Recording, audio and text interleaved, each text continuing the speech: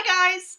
I've managed to cram myself into a tiny little corner in the lounge today, so that's why I'm like way below you. Hi, new angle! I am not going to talk about my stitching today. Instead, I'm going to finally give you a video that I recorded ages ago of how I washed and framed the lighthouse piece that I was talking about for ages. I don't think you've seen this FO, so here is an FO, hurrah! I gave this to my friends ages ago. It's in their new daughter's room and they both said that they really liked it and it was a really nice, gratifying piece to do. I'm still intending on publishing this pattern, but as you can probably imagine, I've been so busy I just haven't been able to get to that for a while, so stay tuned, I guess. Alright, I'm gonna go now. I hope you enjoy it and I will see you guys soon. Bye! Hi guys, I'm in my bathroom at the moment and I'm just about to wash one of my cross-stitch pieces, so I thought that you would all enjoy seeing how I do it. Okay, so I filled the basin with warm water and I'm going to put in a little bit of this stuff here. Now this is not in its proper jar. This is called Soak, which is a no rinse laundry detergent, which is really for delicate stuff. And now I'm going to grab my cross stitch piece. Now this is the Lighthouse sampler that I've just finished and I haven't done anything special to the fabric. I'm just going to put it in there and soak it.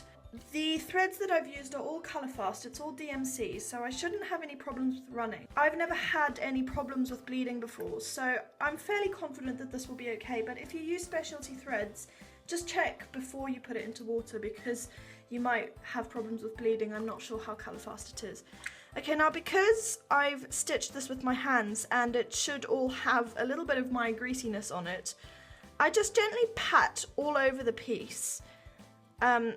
I don't ever rub because I don't want the stitches to lose their definition, but I just want to make sure that the water with the detergent has gone all the way in and is just soaking into all the fibres so it has a chance to get it out. Because this is a full coverage piece, I don't have any issues with the white fabric, but if there were some of the white fabric which was going to show on the final thing and it had a mark on it, I would normally rub it quite roughly. So imagine that there's a mark here, I would rub it between my fingers like this to try get the mark out, and I have good success with that. I'll put information about the detergent in the link below, but any sort of wool-friendly wash is what I would use, mainly because I do a lot of knitting and I need to have wool wash anyway. The other thing that you might want to think about before you do this is if you have fabric that is going to be fully immersed, before you stitch on it, treat it how you will treat it once it's got the stitching on it, because if I hadn't pre-treated this linen and then I'd gone and soaked it into this water and then left it to dry, it might shrink or something might happen to it while it was drying because it doesn't come from the manufacturer necessarily washed. It just depends on what their processes are, and shrinkage can occur if you take an untreated fabric and then you soak it. So I always make sure that I pre-treat my fabric before I stitch on it. So this is now the second time that I've actually washed this fabric in this way. And you always want to wash it in the way that the final piece will be treated. So if you were going to chuck something into the washing machine like a dishcloth or something, you need to make sure that that's how you've pre-treated your fabric, because otherwise you'll treat it gently and then the first time you stick it in the wash something might happen. Hopefully that has never happened to you, but it has happened to me and it's devastating. Okay, so I'm fairly happy that I've patted that all over. The water has gone a little bit more murky, so that just goes to show that even though you can be as careful as you like, it does get some dirt on. So I take this out of the water and then I'll just gently squeeze as much excess water out of it as I can.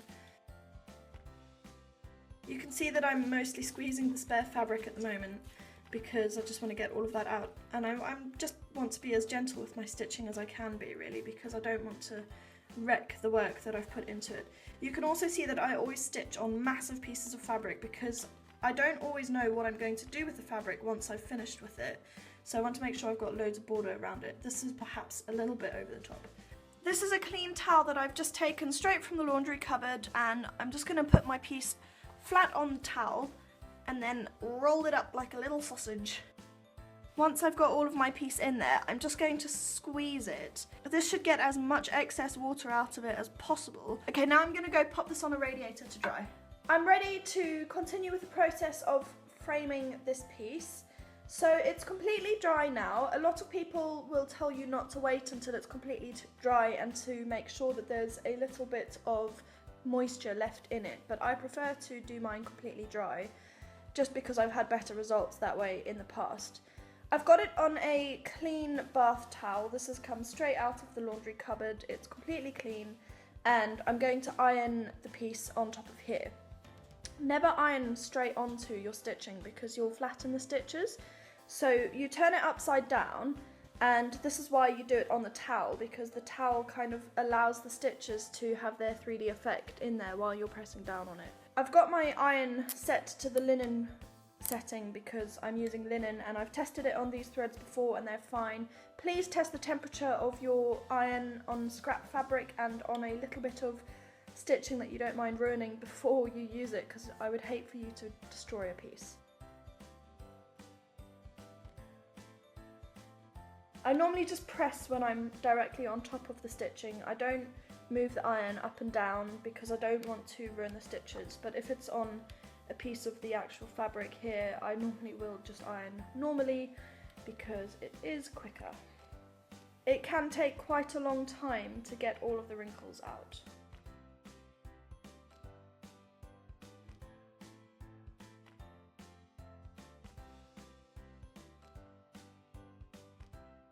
Now that it's ironed, I need to frame it. So I'm going to stretch it around a piece of mount board.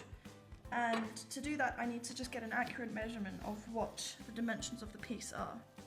I'm going to call that 5, call that 3 1/4, and call that 3 1/4. So I need a 5 by 3 1/4 inch rectangle.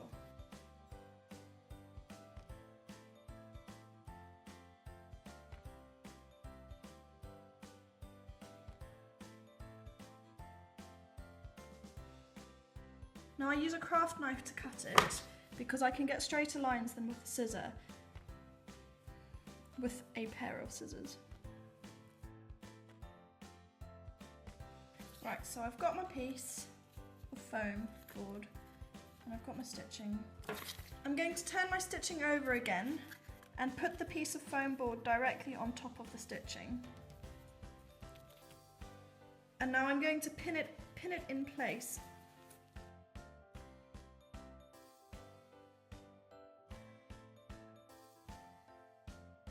If the foam board isn't strong, then putting it under pressure like this can warp it slightly, which is something I've had problems with in the past. So if you have done this before and you have any ideas for how to stop that from happening, other than maybe using a slightly smaller piece of foam board, then do let me know. I just quite like the look of the stitching once it's been quite well stretched. I've taken those out because I didn't like how the piece was looking, so I'm just going to do that again, and this time when I pull it, I'm just going to make sure that I can see, because I did it facing the other way. I'm just going to make sure I can see those stitches at the edge there.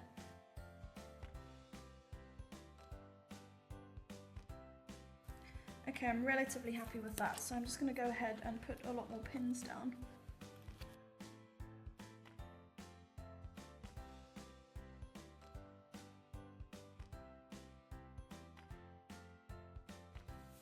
It's not the neatest thing in the world, but I'm alright with that at the moment.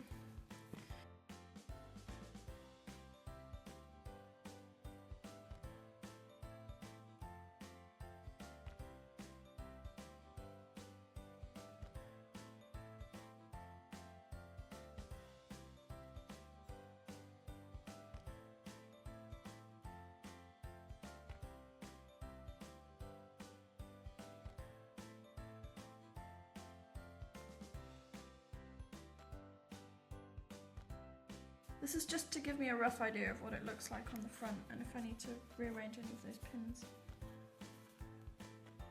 Right, I'm happy with that, so now I'm going to go ahead and trim my fabric. I'm not going to bother measuring because I know that I want roughly this much. I don't really see the point in massively measuring out this bit because nobody, except me and now the whole internet, is going to see the back of these pieces, so I don't bother too much about making it like really super exact.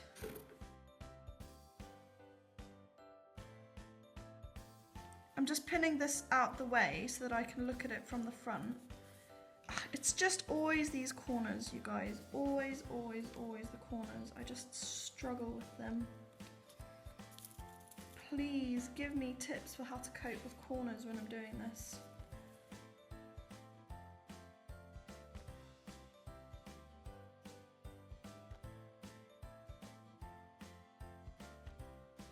Right, I am happy with that.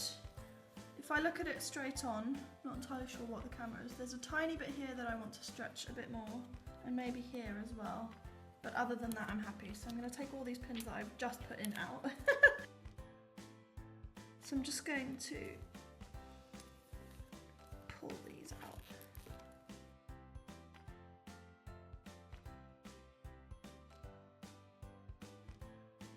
Make sure that the surface that you're doing this on is clean, because if you have just gone to all that effort to wash your piece and then you frame it on a dirty surface, you're going to get the piece all dirty again. Right, I am happy with it, so now I'm going to stick everything down. So this is just double-sided sticky tape. I do it one side at a time, just because it gives me a bit more control. Right, so I'm gonna pull this fabric. I've peeled this bit off the tape, and I'm just gonna pull the fabric and then stick it down real tight. And again. This is by no means irreversible, but this is the bit where you don't want to have to go back and redo everything. So I've just done that, and now this top bit here has been stuck down with the tape. So I'm going to do the bottom side again.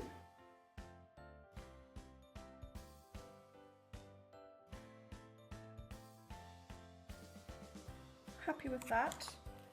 It's just a little bit up here where it's coming loose a little. This bit here is a little bit long, so I'm just going to cut that down. Am I going to be happy with that? I am going to be happy with that. So I have some masking tape, which I'm just going to stick down on these edges before I do the next bit. Ooh, let's go straight, Corey. So with my masking tape down, now I go with a little bit more of the double-sided tape.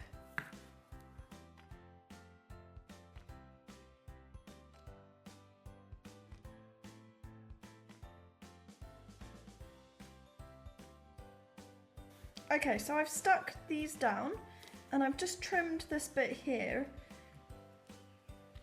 These wings that were remaining will get in the way if I leave them there, so I've just removed them. Right, so now I'm just going to pull up and then stick down. It's slightly harder to do on the shorter edge because you've got less fabric to manipulate. And I'm sort of pulling it in towards the centre because I don't want this bit here to show that fold. Maybe this is why my corners always become slightly less square. You can see, I hope you can see there that it's slightly curving. Craft problems, eh? Now before that has a chance to loosen, I'm going to just put masking tape over that bit as well. This is proper framer's masking tape. My mum used to work for a framing place and she does a lot of art, so she has quite a lot of proper framing tape, and this is just super duper strong, but normal masking tape works just as well. When I didn't live with my mum, that's what I used. So there we go, so far. And now the last bit, so I'm just going to cut these wings off again.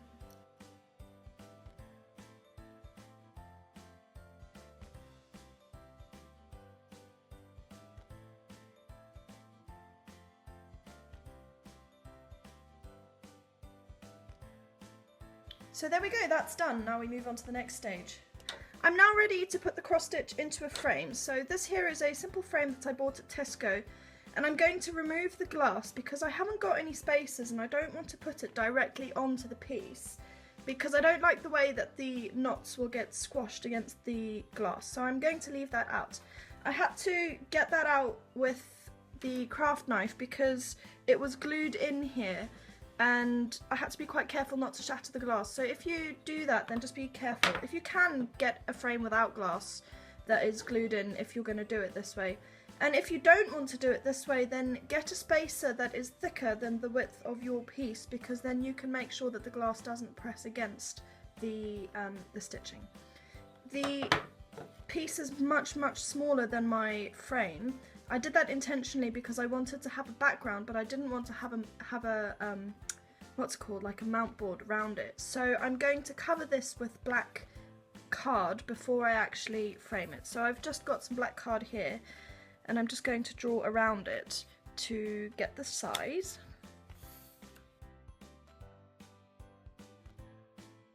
Okay, and then I'll use the back of that card so that no pencil markings show up.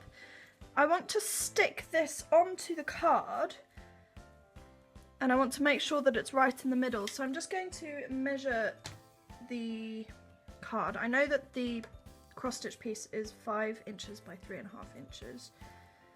So this is, call it 6 by 4. That gives me ½ inch leeway on either side. I'm just making these pencil markings very light because I won't be able to remove them.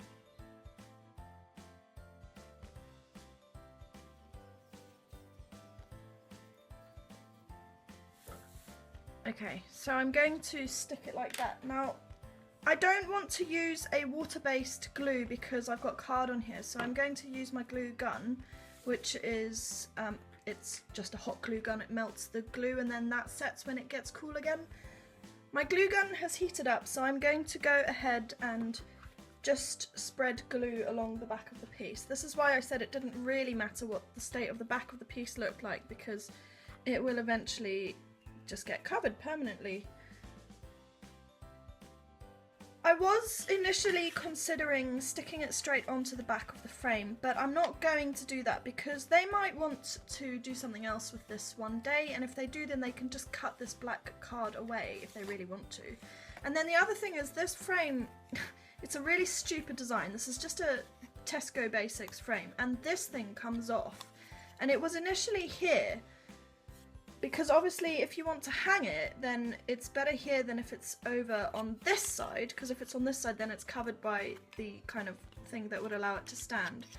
And I don't know what they're going to want to do, so I want them to be able to change that. So I'm just going to leave it as is and then just secure it with the kind of, you know, the normal fixatives. And then if they decide that they want to stick it on more securely, they will be able to do that. Right, so before I put it in, I'm just going to double check that everything's okay. My French knots have got a little bit compressed from the treatment that I've given them, so I'm just going to pick at them a little bit just to make them stand up. And I am happy with the piece.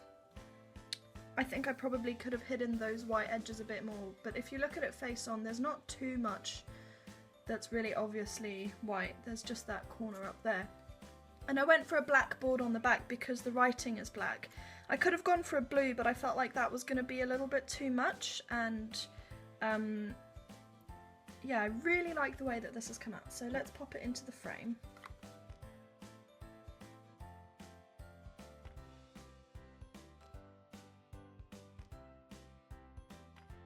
Secure it down with these pushy thingies.